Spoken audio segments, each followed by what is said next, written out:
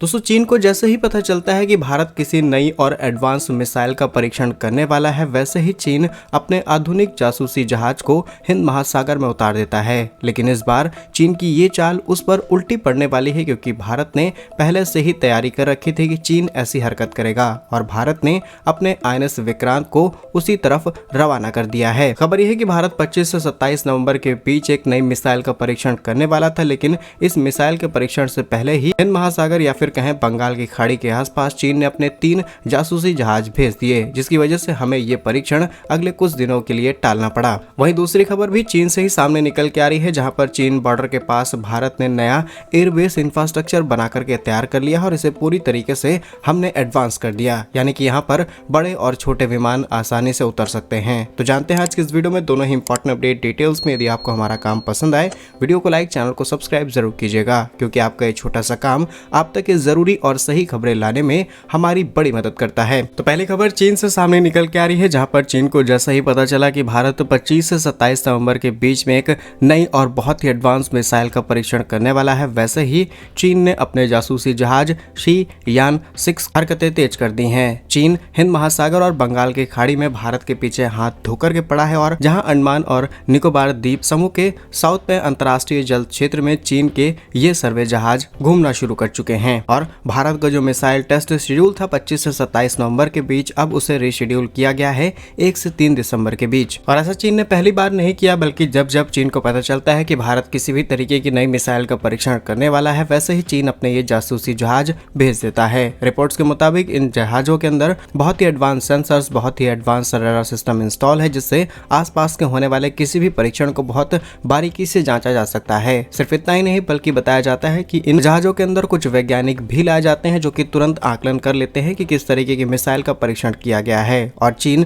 उसे कॉपी करके अपने हिसाब से काउंटर करने की तैयारी करता है। और लगातार चीन ये कोशिश करता आया है। और इस रिपोर्ट को एनालाइज करते वक्त हमें पता चला कि यहाँ पर एक नहीं बल्कि चीन ने 3 जहाज भेज रखे हैं अंतर्राष्ट्रीय जल के अंदर। रिपोर्ट्स के मुताबिक चीन के 2 सर्विलांस जहाज, जिनमें पहला है शेन हाई यीहाओ और लान हाई 201, ये दोनों भी भारत के नजदीक मौजूद हैं। यानी कि इस बार भारत कोई बहुत ही एडवांस मिसाइल का परीक्षण करने वाला था, जो कि एक इंटरकॉन्टिनेंटल बैलिस्टिक मिसाइल हो सकती है, जो कि चीन के लिए आज के समय बड़ा चैलेंज है। आपको याद होगा जब भारत ने अग्नि 5 का टेस्ट किया, तब चीन ने किस तरीके से अंतर्राष्ट्रीय संगठनों से लेकर के भारत के नाम को उछालने की कोशिश की कि भारत इस तरीके के परीक्षण करते हुए एशिया में अशांति लाने की कोशिश कर रहा है। जबकि चीन हर साल अपना हथियारों का जखीरा पूरी दुनिया के सामने रखता है और दुनिया को जम करके हथियार बेचता है, लेकिन जब भारत की बात आती है तो चीन को पता नहीं क्यों चिढ़ होने लगती है।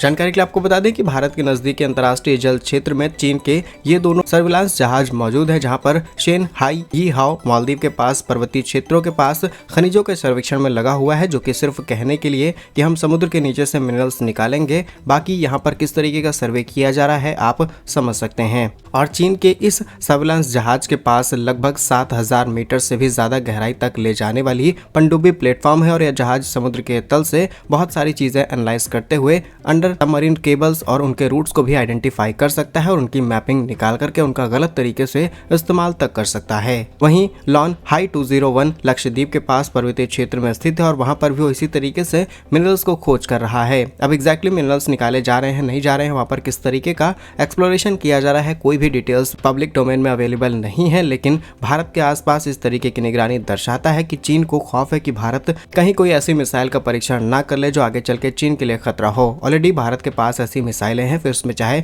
अग्नि की बात की जाए या फिर ब्रह्मोस की, वो चीन को अच्छा खासा नुकसान पहुंचा सकती हैं। लेकिन चीन को डर है कि जब भारत ने 2 बना ली तो भारत को 20 बनाने में भी समय नहीं लगेगा। और चीन ने ऐसा पहली बार नहीं किया, बल्कि जनवरी 2021 की बात है, इनका यांग होंग 01 और 03 भारतीय समुद्र के पास हिंद महासागर में नजर आया। 2023 में शियान 6 कोलंबो श्रीलंका के पास नजर आया। 36 दिनों तक ये खड़ा रहा। भारत के प्रेशर के बाद इसे वापस लिया गया।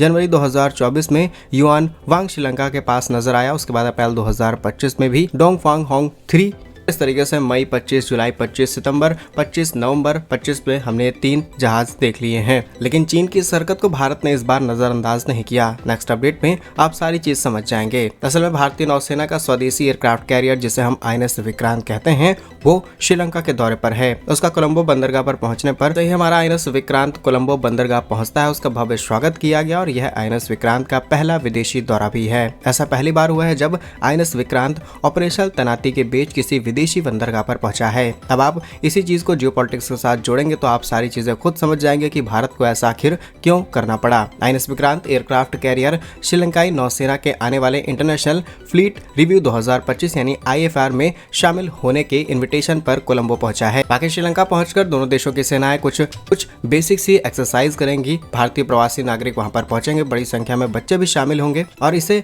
भारत की समुद्री डिप्लोमेसी का हिस्सा बताया जा रहा है, जिससे हिंद महासागर में दोनों देश अपनी ताकतों को और ज्यादा मजबूत कर पाएं। तो भारत की इस कूटनीति पर आप क्या सोचते हैं? कमेंट्स में अपने राय जरूर लिखिएगा। भारत के ऐसे ही वीडियोस पाने के लिए वीडियो को लाइक, चैनल को सब्सक्राइब जरूर कीजिए। वंदे मातरम, भारत माता की जय।